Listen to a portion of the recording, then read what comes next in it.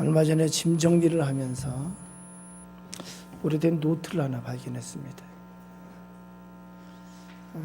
그 노트가 뭐냐면은 돌아가신 아버님의 설교집이라고 아주 정갈한 글씨로 정리된 작은 노트였습니다.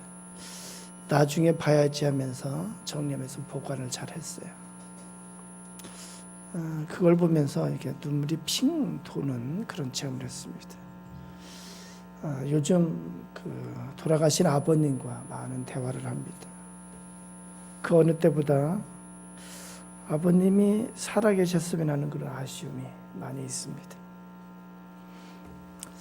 요즘 깨닫는 것 중에 참으로 아버님 앞에 감사하는 것이 여러 가지 있는데 그 중에 하나가 아버지께서 좋은 학습 능력을 주셨다.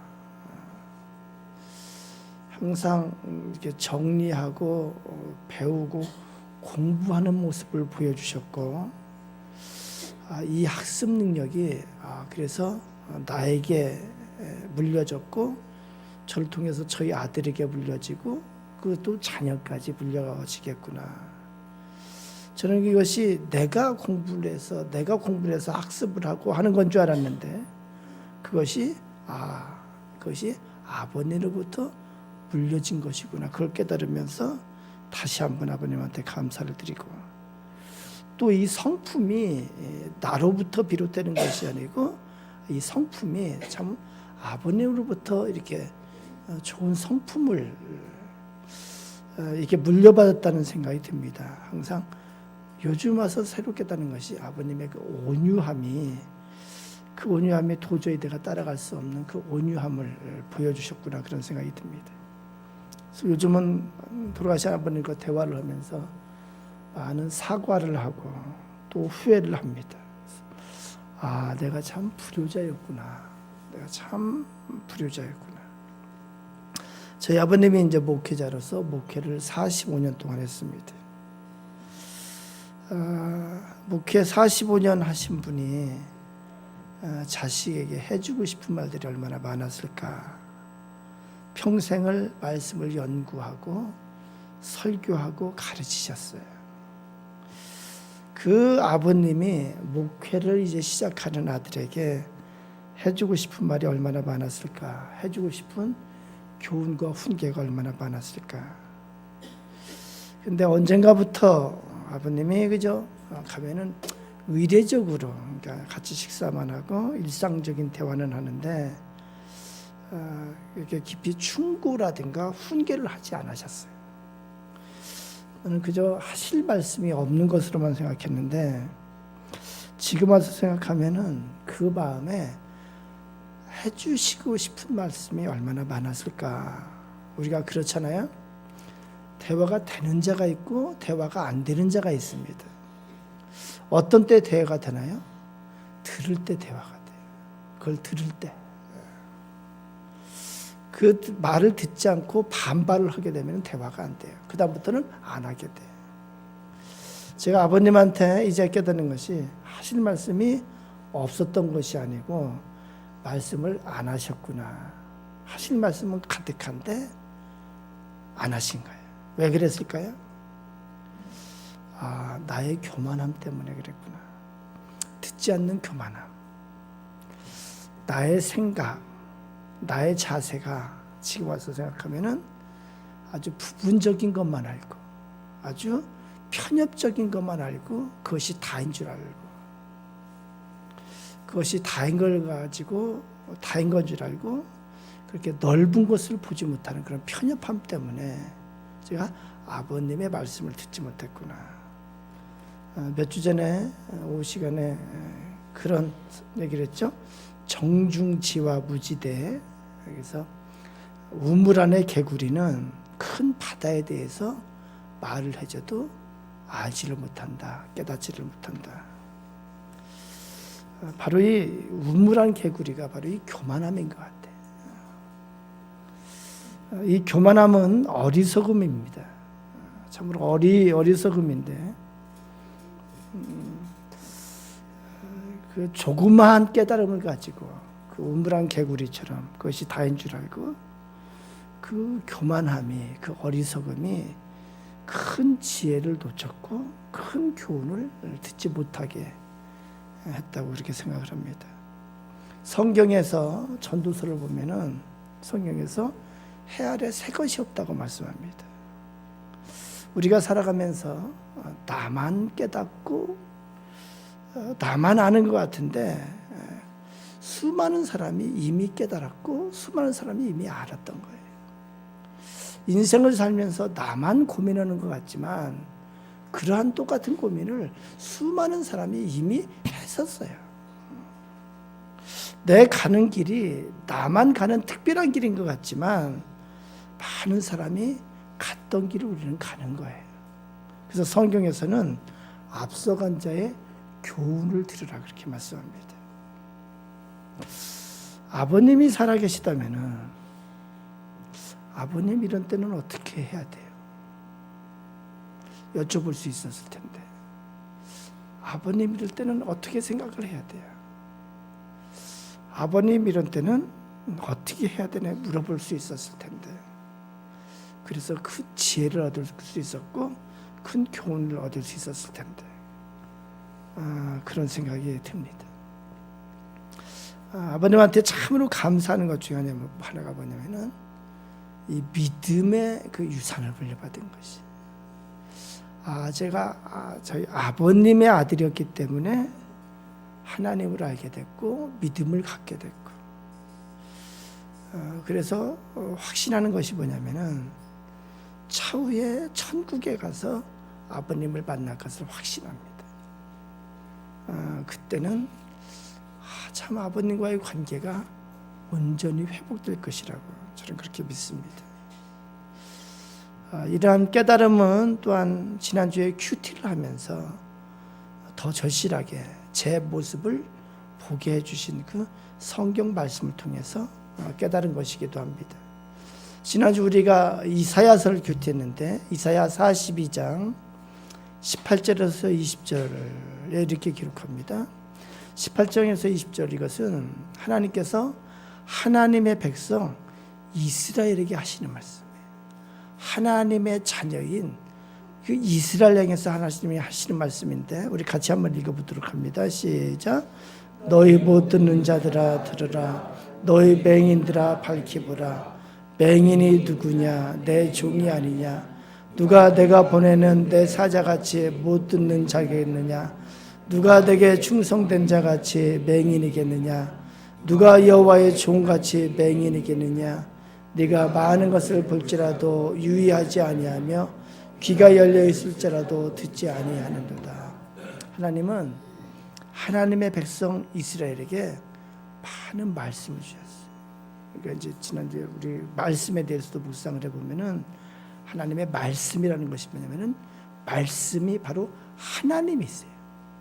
그리고 그 말씀은 우리가 더 넓게 생각하면은 하나님의 계획이고 하나님의 뜻이고 하나님의 섭리고 하나님의 창조고 하나님의 교훈이고 이 말씀에 이런 넓이와 이 깊이가 있습니다. 하나님께서 이스라엘에게 이렇게 말씀을 주셨는데 말씀을 주신 목적이 21절에 있습니다. 21절에 이렇게 말씀합니다. 여호와께서 그의 의로 말미암아 기쁨으로 교훈을 크게 하며 존귀하게 하려 하셨으나 하나님께서 말씀을 주신 목적이 이스라엘로 말미암아 하나님의 의의 길로 가도록 그리고 그들에게 하나님의 말씀을 통해서 교훈을 크게 해주셔서 그들을 이스라엘을 존귀하게 하려 하셨다고 그렇게 말씀합니다. 이스라엘을 존귀하게 만들어 주시기 위해서 하나님은 이스라엘에게 말씀을 주셨습니다. 그래서 말씀을 통해서 하나님이 주시는 교훈과 하나님의 충고와 하나님의 훈계를 받아서 그 말씀이 그들에게 복이 되고 은혜가 되도록 그렇게 말씀을 주셨어요. 그런데 여기 말씀해 보면은 이스라엘이 하나님의 말씀을 외면했어요. 듣질 않았어요. 그 결과가 22절에 나옵니다. 우리 22절 같이 한번 읽어볼까요? 22절 시작. 이 백성이 도둑맞으며 탈취를 당하며 옥에 갇히도다. 노략을 당하되 구할 자가 없고 탈취를 당하되 되돌려주라 말할 자가 없도다. 그 인생이 도둑맞는 인생이 되고, 그 인생이 탈취를 당하는 인생이 되고, 그 인생이 굴 속에 잡히는 인생이 되고, 그 인생이 옥에 갇히는 인생이 될 때가 오는데, 그래서 탈취를 당하고 그렇게 노략질을 당하는데 되돌려주라 말할 자가 없다. 그러한 위기 가운데서 구하는 손길이 없어요. 그러한 위기 가운데서 하나님이 외면하세요. 하나님의 말씀을 듣지 않았기에, 하나님의 말씀을 외면했기에 하나님도 그 인생의 위기 가운데, 위기의 순간에 외면하시고 구원의 손길을 내미지 아니하시고 아무 말씀도 해주시지 않는 거예요. 오늘 이 큐티엠의 내용은 오늘 오후에 목장 모임 시간에 잘 나누어지리라고 그렇게 생각이 됩니다. 오늘 본문 말씀 1절에 이렇게 말씀합니다. 예수님께서 내가 진실로 진실로 너희에게 이르노니 문을 통하여 양의 우리에 들어가지 아니하고 다른 데로 넘어가는 자는 절도며 강도요. 이 말씀은 목축업을 하던 그 당시 사람들에게 매우 익숙한 이야기입니다. 양의 우리에 들어가는 자들 중에 정상적인 문을 이용하는 자도 있고, 문을 무시하고 다른 곳으로 담장을 넘어가는 자들도 있습니다. 그런데 문을 통하여 들어가는 자는 양떼의 목자예요. 양떼를 돌보는 자고, 양떼를 보호하는 자고, 양떼를 인도하는 자예요. 담장을 넘어가는 자가 있습니다. 이 담장을 넘어가는 자는 양떼를 훔쳐가라는 자고, 그래서 여기서 보면은 강도고 도둑이라고 이렇게 말합니다. 하지만 사람들은 예수님이 왜 이런 비유를 말하시는지 알아듣지를 못했습니다. 그래서 6절에 이렇게 기록합니다. 예수께서 이 비유로 그들에게 말씀하셨으나 그들은 그가 하신 말씀이 무엇인지 알지 못하니라. 그래서 예수님이 다시 말씀하십니다. 7절 8절을 같이 한번 읽어봅니다. 7절 8절 시작. 그러므로 예수께서 다시 이르시되 진실로 진실로 너희에게 말하노니 나는 양의 문이라. 나보다 먼저 온 자는 다 절도요 강도니 양들이 듣지 아니하였느니라. 예수님께서도 말씀합니다. 내가 양의 문이다. 양의 문이다. 양들이 들어가고 나가야 될 그러한 문이다. 예수님께서 양의 문이라고 하시니까 어떻게 보면 이 말씀은 조금 전에 하신 말씀보다 더 알아듣기 힘든 말씀입니다. 어떻게 예수님이 양들이 드나드는 문이 될 수가 있단 말입니까? 예수님께서 이제부터 양의 우리를 지키는 문지기라도 하신다는 말씀입니까? 예수님은 이 말씀을 통해서 자신이 누구신가를 말씀하시려는 거예요. 9절에 이렇게 말씀합니다. 내가 문이니 누구든지 나로 말미암아 들어가면 구원을 받고 또한 들어가며 나오며 꼴을 얻으리라. 내가 문이니, 예수님은 반드시 올바로 통과해야 될 그런 대상이 되시는 거예요. 양이 반드시 올바로 통과해야 될 분이 되시는 거예요. 다시 말하면은 예수님만이 구원의 유일한 통로가 되시는 것을 밝히 말씀하시는 거예요. 예수님을 통해서만 생명을 얻습니다. 이 생명은 영원한 생명이에요. 그래서 영생이라고 이렇게 말씀합니다. 우리 10절 같이 읽어볼까요? 10절입니다. 시작. 10절입니다. 시작. 도둑이 오는 것은 도둑질하고 죽이고 멸망시키려는 것뿐이요 내가 온 것은 양으로 생명을 얻게 하고 더 풍성히 얻게 하려는 것이라. 그렇습니다. 예수님만이 양의 유일한 문이 되셔서 예수 그리스도를 통해서 생명을 얻게 되고 더 풍성히 얻게 되는 그런 길이 되시는 거예요. 문이 되시는 거예요. 예수님이 문이 되셔서 예수 그리스도를 통해서만 하나님께 갈 수 있어요. 예수님을 통해서만 하나님 나라에 이룰 수 있습니다. 또한 예수님께서 말씀합니다. 예수님을 통해서 또는 들어가며 나오며 꼴을 얻으리라. 양은 생명을 얻을 뿐만 아니라 더 풍성히 얻을 수 있다고 이렇게 말씀합니다. 그렇습니다. 예수님을 통해서 푸른 초장을 누리는 것과 같은 그러한 삶을 살 수 있다고 말씀하는 거예요. 예수 그리스도를 통해서 들어오고 나갈 때 꼴을 얻습니다. 인생의 축복, 그리고 이 땅의 축복, 인생의 큰 교훈, 인생을 살아가는 풍성한 지혜와 명철을 얻을 수가 있습니다. 예수를 통해서 생명의 풍성함을 누릴 수가 있습니다. 예수 그리스도를 통할 때에 강도와 절도로부터 보호함을 받습니다. 무서운 짐승으로부터 보호함을 받습니다. 예수 그리스도를 통해서 우리는 인생의 도둑과 강도로부터 보호함을 받을 수 있어요. 인생을 미혹하고 인생을 도둑질하는 그런 존재로부터, 미혹하는 영으로부터 우리는 보호함을 받을 수가 있습니다. 그러면 어떻게 양의 문이신 예수님을 통과할 수 있을까요? 어떻게 담을 넘어오는 강도와 도둑을 따라가지 않고 양의 문이신 예수님을 통과할 수 있을까요? 우리 3절 한번 같이 읽습니다. 3절입니다. 시작.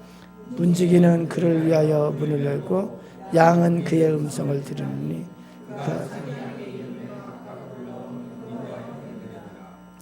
양은 그의 음성을 듣고, 그리고 그는 양의 이름을 부르며 양을 인도한다고 그렇게 말씀합니다. 양은 문지기의 음성을 들음으로 생명을 얻게 되고 풍성한 생명을 얻게 되고, 문지기의 음성을 들음으로 구원을 받고 꼴도 얻게 된다고 말씀합니다. 4절 5절도 같이 있습니다. 4절 5절 시작. 자기 양을 다 내놓은 후에 앞서가면 양들이 그의 음성을 아는 거로 따라오되 타인의 음성은 알지 못하는 거로. 그렇습니다. 문지기의 음성을 듣고 따라갈 때에 그러한 문지기의 은혜를 받을 수가 있습니다. 구약 성경 많은 곳에서 하나님과 하나님의 백성과의 관계에 대해서 하나님의 백성들을 양으로 비유하고 있습니다. 신약 성경에서 성도들을, 그리스도인들을 양으로 비유하는 경우가 많이 있습니다. 그래서 그리스도인은 하나님 앞에 양이 되는 존재예요. 우리는 올해 들어와서 요한복음을 하면서 요한복음을 통해서 예수 그리스도의 영광을 보자고 그렇게 시작을 했습니다. 예수 그리스도를 통해서 하나님 되심의 영광. 그래서 우리가 예수 그리스도에 대해서 말할 때 먼저 예수님은 이 땅에 오신 하나님이다 그렇게 시작을 했습니다. 예수님은 또한 말씀이시고, 예수님은 빛이 되시고, 예수님은 생명이 되시고, 예수님은 생명의 떡이 되시고, 지난주는 예수님은 생수가 되신다고 우리 말씀합니다. 그래서 예수 대신 생수를 마셔야, 예수 그리스도의 생수를 마시는 것은 성령을 받는 것이고, 그래서 성령의, 예수 그리스도의 영인 성령을 통해서 예수 그리스도를 마실 수 있다고 지난주에 배웠습니다. 오늘은 양의 문이 되신 예수 그리스도예요. 이 양의 문은 인생의 인도자가 되시고, 예수님께서 구원의 문이 되시고, 그 내용을 말씀합니다. 그러면 어떻게 이 양의 문이 되신 예수 그리스도와 올바른 관계를 유지할 수 있을까? 이 예수 그리스도와 올바른 관계가 이렇게 형성이 될 수 있을까요?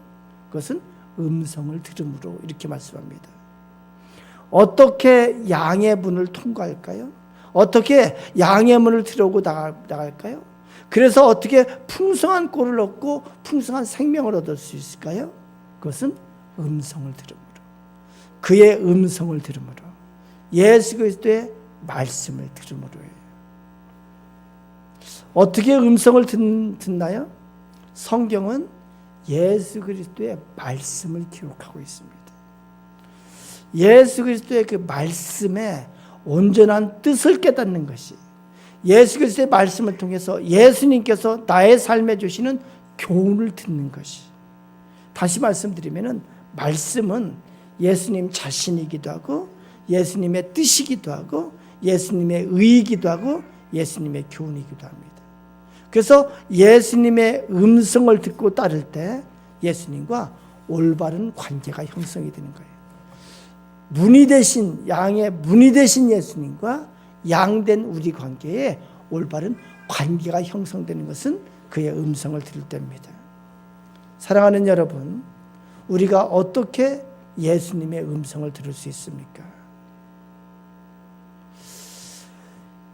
성경적으로 우리가 양인데 이 양의 우리가 뭐냐면 바로 이 땅의 교회예요. 그래서 우리는 교회의 목자, 목회자를 통해서 예수님의 음성을 들을 수 있습니다. 교회의 목회자를, 그래서 성경에서는 말씀을 받은 자라고 그렇게 기록을 하고 있습니다. 목자는, 이 교회의 목회자는 목자장 대신 예수 그리스도로부터 말씀을 위임받은 자예요. 그래서 이 목자의 책임이 뭐냐면은 예수 그리스도의 말씀을 온전히 전하는 거예요. 예수 그리스도의 말씀을 온전히 전달하는 거예요. 우리 베드로전서 5장 1절에서 5절을 같이 읽습니다. 베드로전서 5장 1절에서 5절까지입니다. 같이 한번 읽어볼까요? 같이 읽습니다. 시작. 너희 중 장로들에게 권하노니 나는 함께 장로된 자여 그리스도의 고난의 증인이요 나타날 영광에 참여할 자니라. 너희 중에 있는 하나님의 양무리를 치되 억지로 하지 말고 하나님의 뜻을 따라 자원함으로 하며 더러운 이득을 위하여 하지 말고 기꺼이 하며 맡은 자들에게 주장하는 자세를 하지 말고 양무리의 본이 되라. 그리하면 목자장이 나타나실 때에 시들지 아니하는 영광의 관을 얻으리라. 젊은 자들아 이와 같이 장로들에게 순종하고 다 서로 겸손으로 허리를 동이라. 하나님은 교만한 자를 대적하시되 겸손한 자들에게는 은혜를 주시느니라. 그렇습니다. 여기 장로라고 그러는데 여기 초대교회는 지금의 그 교회와 같은 이런 조직이 없었어요. 그러니까 교회 조직에서의 장로와 같은 그런 직분이 아니고 여기 장로는 교회의 지도자예요. 쉽게 말하면 목회자예요. 베드로가 여기 베드로전서를 기록한 베드로 자신이 장로 됐다고 그렇게 말씀합니다.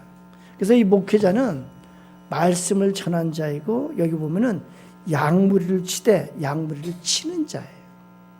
성도들을 돌보고 양육하는 자예요. 제가 이 말씀을 항상 목회하면서 저희 시금석으로 삼는 말씀이에요. 그래서 억지로 하지 않고 하나님의 뜻을 따라 자원함으로 하고 더러운 이득을 위해서 하지 않고 기꺼이 하고 여기에 보면 4절에 목자장이 나타나실 때 이 목자장은 바로 우리의 큰 목자 대신 목자의 대장이 되신 예수 그리스도예요. 예수 그리스도가 나타나실 때에 그때 주실 시들지 아니하는 영광의 관을 얻기 위해서 목회를 하는 거예요. 그래서 목회자는 말씀을 맡은 자로서 설교를 합니다. 설교를 통해서 하나님의 말씀을 전달해요. 목회자는 성경 공부를 통해서 하나님의 말씀을 전달해요. 여러분, 목회자가 이 설교자가 얼마나 많은 생각을 하는지, 얼마나 많은 고민을 하는지, 얼마나 많은 연구를 하는지 참 알기가 어려울 거예요. 어떤 때는요, 성경을 이 말씀을 주신 뜻이 바로 해석이 되지 않으니까 이 성경 말씀을 읽고 또 읽고 30-40번을 읽고 앞뒤로 읽고 기도하기도 하고 이 말씀이 해석이 되지 않으면은 일주일 내내 그것이 머릿속에 있고 누굴 만나도 머릿속에서는 성경 말씀이 맴돌아요. 그러면서 이 말씀의 의미를 깨달을 때 하나님께서 이 말씀을 하시기 위해서 이 성경을 이렇게 기록하게 하셨구나. 깨달아질 때의 그 기쁨이 얼마나 큰지 몰라요. 사랑하는 여러분, 이스라엘처럼 구약에 멸망당하는 이스라엘처럼 들어도 듣지 못하고 보아도 보지 못하는 그런 맹인과 그런 귀머거리가 되지 않기를 축원합니다. 성경에 보면은 전하는 자의 책임이 있어요. 어떻게 전할까? 어떻게 하나님 말씀으로 온전히 전할까?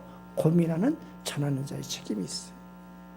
그런데 말씀 앞에 또한 듣는 자의 책임이 있어요. 이스라엘 향해서 하나님께서 질책하시는 것이 항상 그거였어요.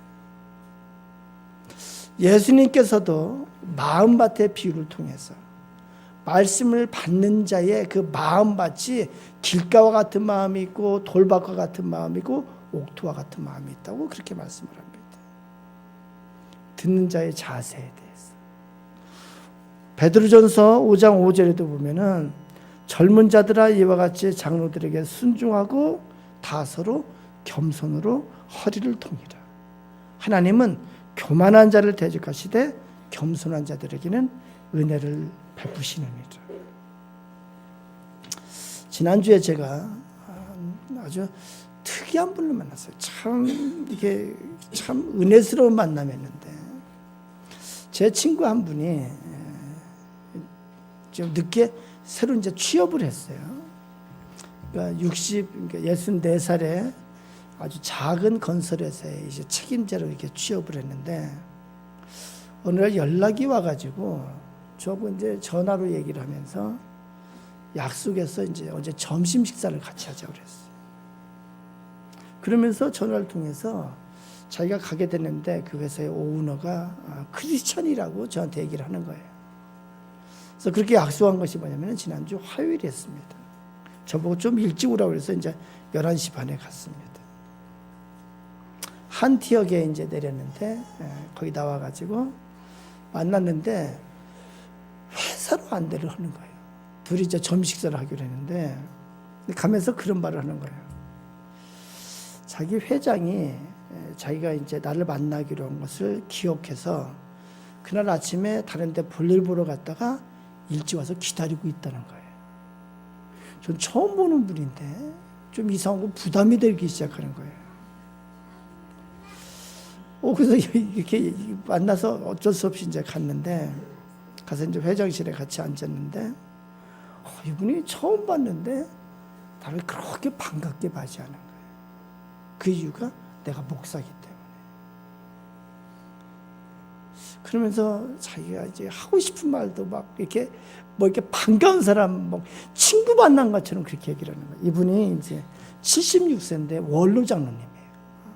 장로님을 잘 하시고 이제 은퇴한 장로님인데 그래서 처음에 이제 자기가 어떻게 신앙을 갖게 됐는지 자기 집안이 자기가 어려서 예수 믿게 된 얘기 자기 어머니가 그 옛날에 전도부인을 통해서 교회를 다니기 시작하고 자기 집안이 다 구원받게 된 얘기 이분이 이제 교부생명의 사장을 하셨던 분인데 자신이 중학교 때부터 매년 성경을 일독을 했대요. 그래서 지금까지 몇십 독을 했죠. 그리고 성경 필사를 2번을 했대요. 큰 은혜가 된 것이 뭐냐면은 이분이 매일 새벽 예배를 드리는 거예요. 새벽 기도를 나가면서 매일 성경을 6장 읽는데 아침에 일어나서 먼저 하나님 앞에 4장을 읽고 저녁에 이제 자기 전에 마무리하면서 2장을 읽고 제가 아주 결정적으로 은혜를 받은 것이 제가 이 얘기를 하는 목적이기도 한데 이분이 기도를 할 때 매일 새벽 예배를 할 때 자기 교회 주보를 가지고 기도를 한다는 거예요. 그래서 교회 주보를 가지고 기도를 하면서 주보에 보면 그 교회 섬기는 자들이 나오잖아요. 여러분도 우리 교회 주보 2페이지 보세요. 거기 나옵니다. 섬기는 자들을 위해서 한 분 한 분 이름을 부르면서 기도한다는 거예요. 저는 그게 너무 부러웠어요. 여러분도 그렇게 기도해 주시면 좋을 것 같아요. 그러면서 무슨 얘기를 하냐면은 제 친구가 이제 작년 3월부터 출근했는데 작년 11월부터 가기로 얘기를 했는데 이분은 그 얘기를 하는 거예요. 그 부회장 부사장인데 그 친구를 위해서 작년 11월부터 기도하기 시작했다는 거예요. 그 기도 수첩에 그 이름을 쓰고 기도하기 시작했다는 거예요. 그래서 그날 저를 만나고 제 이름도 그 기도 수첩에 이제 기록을 해달라고 제했으니까 기도하겠다고 그랬습니다. 이분이 주일 예배를 꼭 일부 예배를 드린대요. 그래서 왜냐니까 하나님 앞에 이렇게 정성스럽게 첫 말씀을 받기 위해서 일부 예배를 드린다는 거예요. 이분이 그러면서 이제 담임 목사님을 목자라고 그러면서 자기는 충실한 양으로 그렇게 비유를 하는 거예요. 그러니까 저도 이렇게 이제 목사가 밖에 나가면요, 그 세상적인 영광을 추구하는 게 아니잖아요, 목사는. 그래서 이렇게 어떤 세상 조직이나 가면은 목사는 아무 존재감이 없어요. 그러니까 굉장히 무시를 당하는데 이분은 저를 처음 봤는데도 목사이기 때문에 얼마나 이게 존중하고 얼마나 존귀하게 여기는지. 그러면서 저에게 그 회사를 위해서 기도를 해서 거기서 회사를 위해서 진심으로 기도하고 또 식사하러 가서 기도해달라고 해서 또 축복 기도를 하고. 이분이 참 겸손한데 자기가 그러는 거예요. 자기가 전도의 은사가 없는 것 같아요. 그래서 막 교회에 데려오는 건 못하는데 자기가 평생을 보면은 자기를 통해서 믿음을 가진 자가 참 많은 것 같다. 그 살아가는 모습이 제가 이렇게 본 바로는 제가 또 확인한 바로는 참으로 교회 생활을 통해서 또 일상 생활을 통해서 그리스도인의 그 아름다운 모습이 있는 것을 보고 제가 참 반가웠습니다. 제 친구가 저한테 나중에 그랬어요. 따로 만났는데 아무래도 이제 교회에 나가야 될 것 같다고. 그래서 제가 우리 교회 나오라고 그랬습니다. 오면서 생각을 했어요. 그 교회 목사님 참 훌륭하시다. 그 교회 목사님 참 행복하시겠다. 그러면서 제가 목자로서 제 사명에 대해서 다시 생각했어요. 내가 목회자로서, 내가 목자로서 이런 신앙인을 양육해야 되는데, 이런 신앙인을 키워내야 되는데, 우리 교회 성도들이 하나님 앞에 저의 자랑이고 저의 영광이라고 저는 믿습니다. 우리 교회 여러분이 나이가 들어가면서 그렇게 아름다운 하나님 앞에 아름다운 신앙생활을 하고 그리고 이 세상 앞에 그렇게 본이 되는 덕을 세우는 그런 신앙인이 되기를 축원합니다. 우리가 지난주에 큐티를 하면서 의인에 대해서 성경에서 이사야 42장에 나옵니다. 의가 뭘까? 의인은요, 하나님이 기뻐하시는 사람이라고 그래요. 이사야 41장 1절에 보면은 하나님이 메시아를 약속하면서 뭐라고 말씀하냐면은 내 마음에 기뻐하는 자를 보라. 그가 정의를 시행하고 정의를 전하고, 이 정의는 의거든요. 하나님의 의. 내 마음에 기뻐하는 자를 보라. 하나님 마음에 기뻐하는 자. 그의 삶이 하나님 앞에 영광이 되는 거예요. 하나님 앞에 기뻐하시는 삶을 사는 자. 우리의 신앙생활이 무엇일까요? 우리의 신앙생활이 하나님 앞에 기쁨이 되는 삶을 사는 거예요. 그래서 우리가 예배를 드릴 때도 하나님 앞에 기쁨이 되기 위해서, 우리가 이 세상을 살아갈 때도 나의 삶의 모습이, 나의 삶의 자세가 하나님이 보시기에 기뻐하시는 삶을 사는 것이 신앙생활을 하는 거예요. 하나님 앞에 산다는 것이 뭘까요? 하나님 보시기에 합당하고 기쁨이 되는 삶을 사는 거예요.